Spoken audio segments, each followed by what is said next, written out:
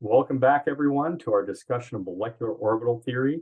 In this second and final video for our MO theory discussion, we are going to look at bonding in second row elements using molecular orbital theory, starting on the left-hand side of the periodic table with lithium and effectively moving our way across.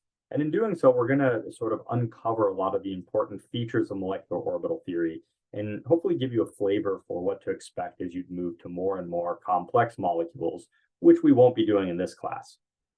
Okay, so let's kick things off. Lithium, all right, lithium here can form a diatomic Li2 molecule that is built from a combination of the 2s atomic orbitals on each of those lithium atoms. Following the procedure in the last video, we bring those 2s orbitals together. We make a bonding and anti-bonding sigma star combination. Again, bonding is in phase, anti-bonding is out of phase combination. And then we populate the two 1s electrons according to the Aufbau principle, Hund's rule, Pauli exclusion, etc., which gives us the configuration that we see here, where we could, of course, introduce the same sort of method that we did for describing electron configurations in our previous unit by writing out sigma 2s with a 2 as a superscript here, denoting that we have 2 electrons in that orbital. So I'm going to write this out. This is the shorthand for the electron configuration for lithium-2. All right. Now, just as we saw for H2, a very similar example here, we find that the bond order for this molecule is bond order of 1, and we would in fact, and we do in fact see Li2 forming in nature experimentally.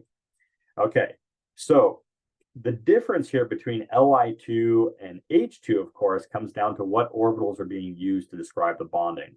Hydrogen on the first row was using 1s orbitals, but in MO theory, we always form as our first approximation, as our guess, whatever valence electron or valence orbitals are populated by electrons. And so the valence orbitals, those highest energy orbitals that are populated by electrons for lithium, are the 2s orbitals on each. And so note the names represent that. Sigma star and sigma both have a subscript 2s. All right. Now, when we're going through this way, okay, we want to answer this question, think about it briefly here. Why don't we consider bonding interactions involving those core orbitals?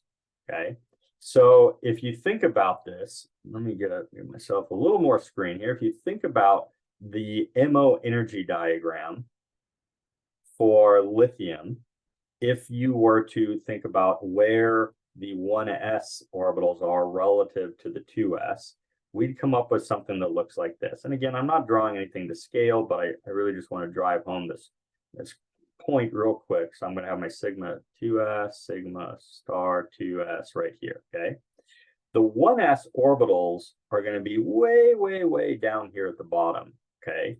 They're very small and localized comparative to the 2s. So they're not going to be overlapping with one another to any significant degree, okay? So you don't see this because they're too small, okay?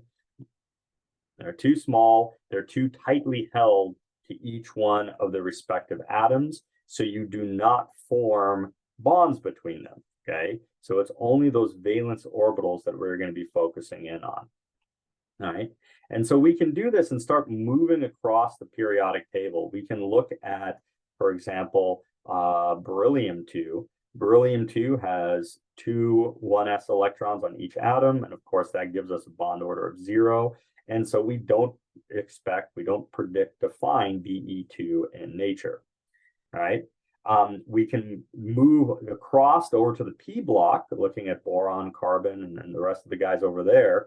And in moving across the periodic table to the P block, what we now need to start thinking about are molecular orbitals that are formed using linear combinations of P orbitals. And so a lot of the same concepts are going to hold here, right? Anytime you go beyond beryllium in that second row, we need to consider linear combinations of 2p orbitals, okay? Now, the trick here is we need to remember that 2p orbitals, come in triplets here. There's 3 of them, and they're oriented along 3 orthogonal axes, which is how we typically represent these atomic orbitals, the px, py, and pz, all right? The shape and the energies of the molecular orbitals are dependent upon that orientation, how we bring these orbitals together. If we take the x-axis to be the internuclear axis here, so we'll do something like this, x-axis is here, then the MOs formed from the 2px orbitals will have the form of either an in-phase head-to-head overlap, where you're increasing electron density between the 2 nuclei. That gives us our sigma 2p, or an out-of-phase overlap, giving us our sigma 2p star, where we're, again, decreasing the electron density between these 2 nuclei. All right. And so we're using, in both of these examples, it's a sigma notation because we still are dealing with a symmetric distribution of electron density along that internuclear axis. Right? The shape of the orbitals just looks a little bit more complex. However, if we look at the molecular orbitals that are formed from a side-to-side overlap, either the 2py or 2pz, in this case, we're looking at 2py orbitals, bringing 2py orbitals together like this gives rise to a side-to-side overlap, which if done in phase gives rise to a pi bond. And so we're going to note this, a pi 2p orbital, or pi star 2p orbital, where we have the anti-bonding configuration, bringing these orbitals together out of phase. All right. And so the key idea here, again, we're borrowing the technology from our last video, or the terminology from our last video, where we're saying, hey, look, now the electron density is off center, off the axis connecting the 2 nuclei. So we call these pi bonds. Right, and so we are building electron densities that are very reminiscent of a pi bond from valence bond theory. Right, the complication here is that the antibonding orbital has this additional node between the 2 nuclei. So there's a node here and a node here now in the antibonding. Okay, but once again, antibonding, we're just saying the region between the 2 nuclei is being characterized by a decrease in electron density. All right. And of course, we could do the same sort of thing for 2pz. Now we're just oriented along the other axis, but this is the same story that we had for 2py. We're just rotating everything 90 degrees. All right. So once we do this, we can start building up much more complicated MO diagrams. And this is sort of the heart and soul of our discussion for this video. Ordering MOs in terms of energy from the overlap of s orbitals and p orbitals, in this case, we're focusing on the second row, gives us the following MO energy diagrams. And notice there's a lot of commonalities between these p block elements in the second row. Right? In both cases, we have 2s orbitals down here at the bottom, giving us our sigma 2s and a sigma star 2s. The 2p orbitals similarly are coming together and giving us, sigma and pi 2p orbitals. However, when you jump from N2 to O2, there's a difference in the ordering of the pi, the pi 2p and sigma 2p orbitals. This isn't something I want you to memorize, but I want you to understand that it does in fact occur. And if I were to hand you a molecular orbital diagram, either the one on the left or the right, you need to be able to effectively use it to predict bond orders and answer problems. Okay. And of course, energy ordering being slightly different for, this first set of 3, then the second set of 3 is only sort of the tip of the iceberg here. I've drawn these, the energies, just relative rankings. What I mean to say, all I'm doing is I'm saying which sigma, pi, etc. orbital would be higher in energy than the others. This is not to say that this does not imply anything. This figure does not imply anything about the relative difference between these different MOs for the different diatomics. So every diatomic would have a separate MO diagram with specific energy differences between those orbitals. And you could run calculations on that would predict absorption, emission spectra, and all that fun stuff. And so the trick now is then just to use these diagrams and to just sort of acknowledge that when we're mixing p orbitals together, we're mixing p orbitals with other p orbitals. We're mixing s orbitals with other s orbitals, right? We only mix orbitals that are close in energy, all right? And that's sort of again, the reasoning why again, we didn't see things in terms of bonding interactions with core electrons. The core electrons with one of the valence, their energy overlap is so great that even if one of those large valence electrons on an adjacent atom is close, the energy difference between the orbitals is great enough that we're not going to see it. Okay.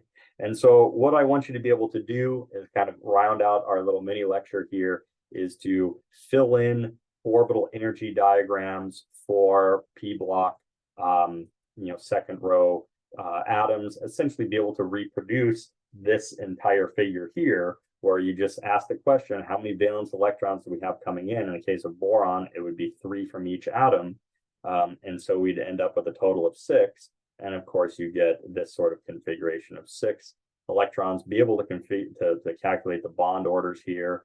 And then we can also, again, you don't have to memorize this part, but we see that the experimentally determined bond lengths and bond energies mirror the trends that we predict according to MO theory here, to the extent that, of course, a bond order for neon 2 is 0. And of course, we don't see that experimentally. So these values are in fact blank. Okay, so that sums up our discussion of MO theory. There'll be some practice exercises and in the readings where you can discuss more about the implications of the presence of unpaired electrons. Basically, if you have paired electrons or unpaired electrons, it has some important properties. You can do a little bit of reading about that. But this is the core idea that I want you to be able to reproduce essentially on an exam. And again, you do not need to remember the specific orbital rankings or of the as you move across the periodic table here, right? I would give you molecular orbitals, but you certainly need to be able to fill these in and calculate bond orders. All right, that's it for molecular orbital theory. The next video will discuss briefly paramagnetism and diamagnetism as a property that describes the presence or absence of unpaired electrons.